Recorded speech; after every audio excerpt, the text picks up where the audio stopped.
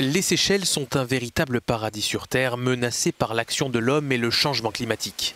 L'océan, qui absorbe de la chaleur et du CO2, augmente en température et devient plus acide. Cela provoque le blanchissement et la destruction des récifs coralliens sensibles. À Beauvallon, nous avons rencontré Rafaela et Nora qui sont responsables de la restauration de ces coraux auprès d'une ONG locale. Il y a eu des phénomènes de blanchissement majeurs en 1998 et en 2016. 90% des coraux de l'île sont morts. Lorsque vous plongez, vous pouvez voir que la plupart des récifs coralliens sont morts. C'est presque comme un cimetière de corail. Pour sauver les récifs, ces activistes construisent des pépinières artificielles afin de faire pousser des coraux qui seront réimplantés.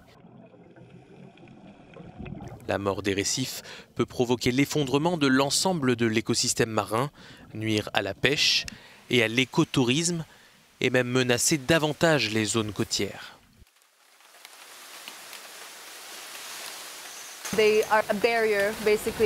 Ce sont des barrières pour les vagues avant qu'elles n'atteignent la terre. Donc si les récifs disparaissent, cela peut créer de gros problèmes pour les Seychelles, en termes d'érosion, d'inondation et au niveau de l'apparence des plages.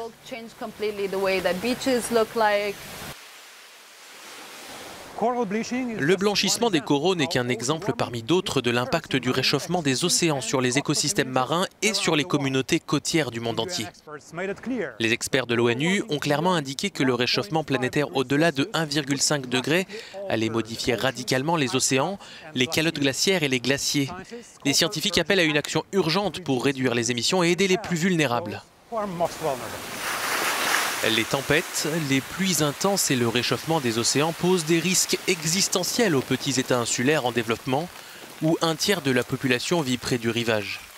Comme l'indique le groupe d'experts intergouvernemental sur les changements climatiques des Nations Unies, la destruction des coraux en eau chaude et la montée du niveau de la mer au cours des prochaines décennies peuvent avoir pour conséquence de rayer certains peuples de la carte.